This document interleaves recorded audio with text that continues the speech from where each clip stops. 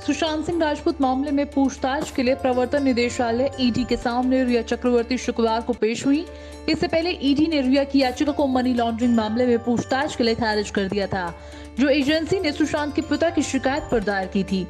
रिया ने मामले को तब तक के लिए स्थगित करने का अनुरोध किया था जब तक कि सुप्रीम कोर्ट केस को पटना से मुंबई स्थानांतरित करने की उसकी याचिका पर फैसला नहीं कर देता।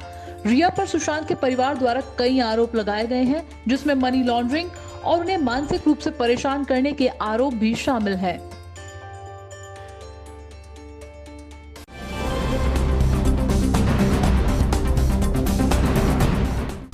सीबीआई का शिकंजा कसते ही सुशांत सिंह राजपूत की गर्लफ्रेंड रिया चक्रवर्ती ने सवाल खड़े कर दिए हैं। रिया ने इसे फेडरलिज्म के खिलाफ तक बता दिया। उनके वकील ने कहा कि इस स्टेज पर सीबीआई की जांच पूरी तरह से अवैध है। बता दें कि सुशांत सुसाइड केस में सीबीआई ने रिया के अलावा 5 और लोगों के खिलाफ एफआईआर दर्ज की है। इस पर भड़की रिया चक्रवर्ती ने कहा कि सीबीआई को इस मामले में तब तक दूर रहना चाहिए जब तक कि सुप्रीम कोर्ट अपना फैसला नहीं दे देता। दूसरी तरफ सीबीआई ने बिहार पुलिस से अब तक हुई जांच से जुड़े दस्तावेज भी मांगे हैं। सीबीआई की एक एसआईटी टीम सुशांत सिंह राजपूत मामले की जांच कर रही है, जिसमें डीआईजी मनोज शशिधर और एसपी नुपुर प्रसाद शामिल हैं। सीबीआई ने जिन लोगों पर एफआईआर दर्ज की है उसमें रिया चक्रवर्ती के अलावा इंद्रजीत चक्रवर्ती, संध्या चक्रवर्ती, शोविक चक्रवर्ती, सैम्यूल मिरांडा और श्रुति मोदी के नाम भी शामिल हैं।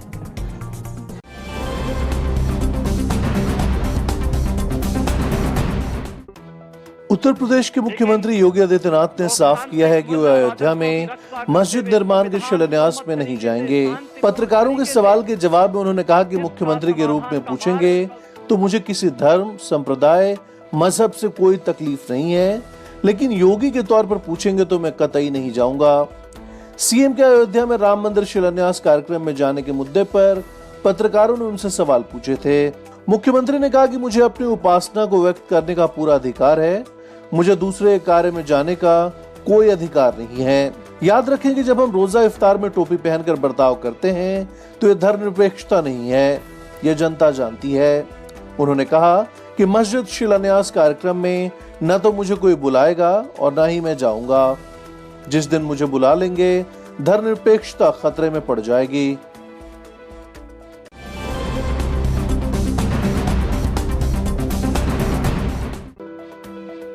यूपी के मुख्यमंत्री योगी आदित्यनाथ के मस्जिद नहीं जाने के बयान पर राजनीति तेज हो गई है। समाजवादी पार्टी के मुताबिक ऐसा कहकर योगी जी ने अपनी उस शपथ का उल्लंघन किया जो उन्होंने मुख्यमंत्री पद ग्रहण करने के पहले ली थी।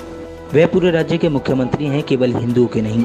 सपा ने अपने इस बयान के लिए योगी से माफ़ी मांगने को कहा है। वहीं जब कांग्रेस के मीडिया संयोजक ललन कुमार से इस पर प्रतिक्रिया मांगी गई तो उन्होंने कहा कि हमें उनके मस्जिद पर दिए गए बयान के बारे में कुछ नहीं कहना है। आदित्यनाथ ने कहा था कि एक योगी और हिंदू होने के नाते वे अयोध्या में मस्जिद के शिलान्यास समारोह में नहीं जाएंगे।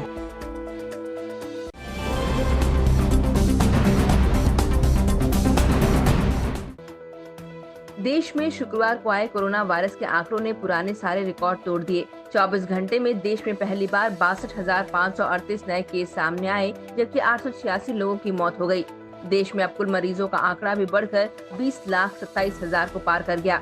हालात कितने खराब हैं, इसका अंदाजा इसी से लगाया जा सकता है कि भारत को 10 लाख केस से 20 लाख केस तक पहुंचने में महज 21 दिन लगे। देश में एक्टिव मरीजों की संख्या फिलहाल 6,07,384 है। वहीं 13,78,105 लोग ठीक होकर घर जा चुके हैं। देश में 41,585 लोग इस बीमारी से अब तक अपनी जान गंवा चुके हैं। वैसे ये लगातार 8वां दिन है जब देश में 50,000 से ज्यादा मामले आए हैं। राहत की बात सिर्फ इतनी है कि देश में रिकवरी रेट फिलहाल 67.98% पर चल रहा है, जबकि डेथ रेट 2.07% पर बना हुआ है। हालांकि पॉजिटिविटी रेट 10.88% है, जो चिंता को बढ़ाता है।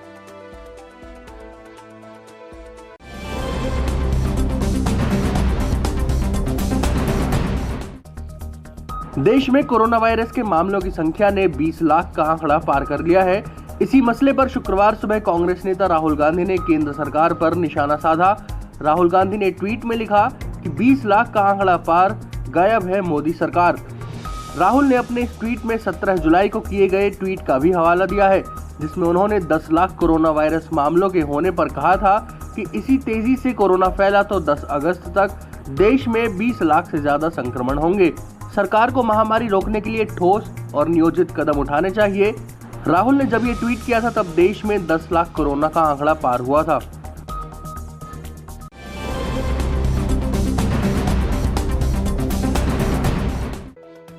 भारत अब दुनिया का तीसरा ऐसा देश बन गया है जहां कोरोना के 20 लाख से ज्यादा केस हैं। आंकड़े भारत में खौफनाक हालात की ओर इशारा कर रहे हैं। भारत में केवल 9 दिन में ही कोरोना ने 5 लाख नए लोगों को अपना शिकार बना लिया। कोरोना से जिंदगी की जंग हारने वालों की संख्या के मामले में भी भारत 5वें नंबर पर बना हुआ है। आइए आंकड़ों के आईने में समझते हैं हालात को। 30 जनवरी पहला केस, 19 मई 1 लाख, 27 जून 5 लाख, 17 जुलाई 10 लाख, 29 जुलाई 15 लाख, 6 अगस्त 20 लाख। आंकड़े बता रहे हैं कि 10 लाख कोरोना केस से 20 लाख तक पहुंचने में देश को महज 21 दिन लगे। भारत ने 20 लाख केसों का सफर 190 दिनों में तय किया है। अब कुछ और तथ्यों से देश में कोरोना के हालात पर नजर डालते हैं। भारत में 10 लाख से 20 लाख केस होने में 21 दिन लगे। अमेरिका को 41 दिन और ब्राजील को 27 दिन लगे। देश में 9 दिनों से लगातार 50,000 से ज्यादा केस।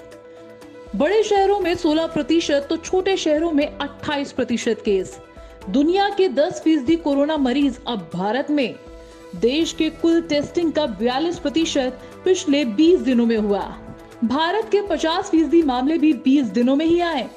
वैसे हमारे देश में कोरोना के मामलों में तेजी आने का एक और बड़ा कारण तेजी से बढ़ती टेस्टिंग भी है, लेकिन साथ ही सच ये है कि देश में अब कोरोना अपने सबसे भयानक रूप में पांव पसार रहा है। ऐसे में जरूरत है जबरदस्त एहतियात बरतने की।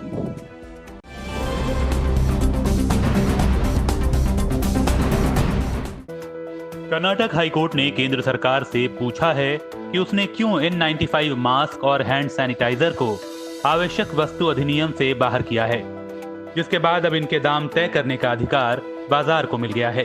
कोर्ट ने कहा है कि 1 जुलाई 2020 के बाद से देश में कोरोना संक्रमितों की संख्या में काफी तेजी से इजाफा हुआ है और बहुत से इलाकों में तो ये बढ़ोतरी 2 गुने से भी ज्यादा है। ऐसे में N95 मास्क और हैंड सैनिटाइजर की जरूरत और बढ़ गई है, तो फिर सरकार को अब इस पर स्टैंड लेना ही होगा कि वो इन्हें आवश्यक वस्तु माने, ताकि इनकी बिक्री, उपलब्धता और कीमत सभी को नियंत्रित किया जा सके। कोर्ट ने कहा कि कोरोना के खिलाफ लड़ाई में ये दोनों ही उत्पाद बेहद जरूरी हैं।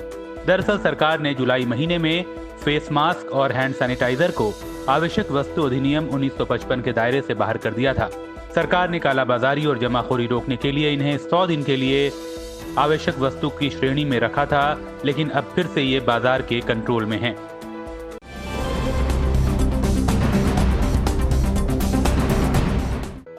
शुक्रवार को प्रधानमंत्री नरेंद्र मोदी देश की नई राष्ट्रीय शिक्षा नीति को लेकर देशवासियों को संबोधित किया। पीएम मोदी ने कहा कि बीते कई वर्षों से हमारी शिक्षा प्रणाली में बड़े बदलाव नहीं हुए थे। परिणाम ये हुआ कि हमारे समाज में जिज्ञासा और कल्पना के मूल्यों को प्रमोट करने के बजाय भेड़चाल को प्रोत्साहन मिलने लगा। उन्होंने कहा कि आज इस नीति का कोई विरोध नहीं कर रहा है, क्योंकि इसमें कुछ भी एक तरफा नहीं है। अब लोग सोच रहे हैं कि इतने बड़े रिफॉर्म को जमीन पर कैसे उतारा जाएगा। पीएम ने कहा कि ये सिर्फ कोई सर्कुलर नहीं है, बल्कि एक महायज्ञ है जो नए देश की नींव रखेगा।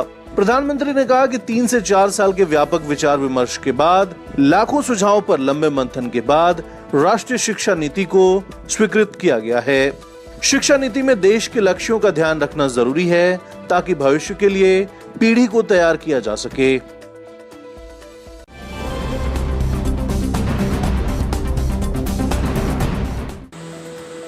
केरल के इडुक्की में लगातार होती बारिश की वजह से हुए भूस्खलन में तक 15 लोगों की मौत होने की खबर है, जबकि आशंका है कि कई लोग मलबे में दबे हो सकते हैं। अधिकारियों ने बताया है कि हादसे वाली जगह पर 70 से 80 लोग रहते थे। भूस्खलन की यह घटना जिले के राजामलई इलाके में हुई है। प्रशासन के हवाले से बताया गया है कि अब तक 10 से ज्यादा लोगों को बचाया जा चुका है। इन्हें मुन्नार के टाटा जनरल हॉस्पिटल में एडमिट कराया गया है। लोकल प्रशासन के मुताबिक जिस जगह ये हादसा हुआ है वो मशहूर टूरिस्ट स्पॉट मुन्नार से करीब 25 किलोमीटर दूर है। इस बीच हादसे वाली जगह पर जाने के रास्ते में पड़ने वाला एक कनेक्टिंग ब्रिज गुरुवार को तेज बारिश और पानी के प्रेशर से टूट गया है, जिससे घटना वाली जगह तक राहत पहुंचाने में मुश्किल हो रही है।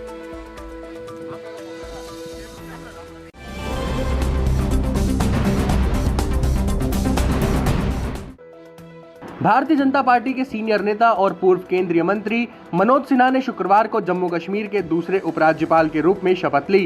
राजभवन में आयोजित एक छोटे से कार्यक्रम में जम्मू कश्मीर हाई कोर्ट की मुख्य न्यायाधीश गीता मित्तल ने सिन्हा को शपथ दिलाई।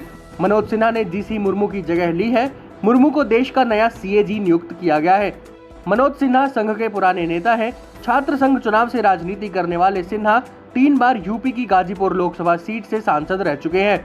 हालांकि साल 2019 में उन्हें हार का सामना करना पड़ा था। कोई हमारा स्पेसिफिक एजेंडा ये नहीं होगा, किसी के साथ कोई भेदभाव नहीं करना। भारतीय संविधान हमारे लिए गीता का काम करेगी।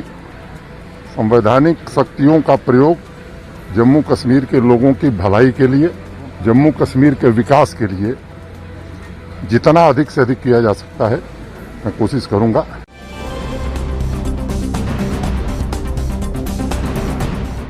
शुक्रवार को सुप्रीम कोर्ट ने साफ कर दिया कि इटली के आरोपी 2 मरीन के खिलाफ चल रहे केस में कोई फैसला नहीं सुनाया जाएगा। साथ ही पीड़ित परिवारों को भी बिना सुने कोई आदेश नहीं जारी किया जाएगा। दोनों मरीन्स पर साल 2012 में केरल के 2 मछुआरों की हत्या का आरोप है। साथ ही कोर्ट ने कहा कि पीड़ित परिवारों को भी उचित मुआवजा दिया जाए, जिसका चेक कोर्ट के सामने भी पेश हो। सॉलिसिटर जनरल तुषार मेहता ने कहा है कि सरकार पीड़ित परिवारों को मुआवजा देगी और इटली की सरकार ने भी आरोपी मरीन्स के खिलाफ केस चलाने का वादा किया है।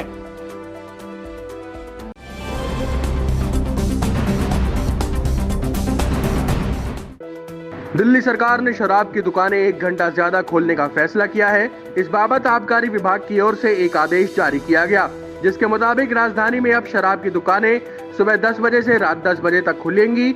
दिल्ली सरकार को उम्मीद है कि इस कदम से राज्य सरकार के राजस्व में इजाफा होगा। इससे पहले अनलॉक में राजधानी की शराब की दुकानें सबसे पहले खोले जाने को लेकर विपक्ष ने केजरीवाल सरकार पर निशाना साधा था और दिल्ली में कोरोना फैलने के लिए उस फैसले को बहुत हद तक जिम्मेदार ठहराया था।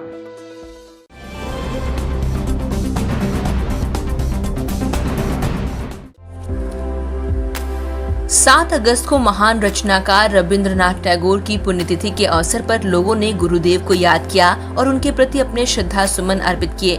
साल 1941 में 7 अगस्त को ही उन्होंने प्राण त्यागे थे। महाकाव्य गीतांजलि के लिए टैगोर को साहित्य का नोबेल दिया गया। साहित्य में नोबेल जीतने वाले वो अकेले भारतीय नागरिक हैं। इतना ही नहीं, टैगोर की प्रतिभा कितनी विलक्षण थी कि इसका एक उदाहरण ये भी है कि आज 3 देशों के राष्ट्रगान के पीछे टैगोर ही हैं। 7 अगस्त को गुरुदेव की 79वीं पुण्यतिथि पर फिर से स्मरण करते हैं उनके बहुमूल्य संदेश।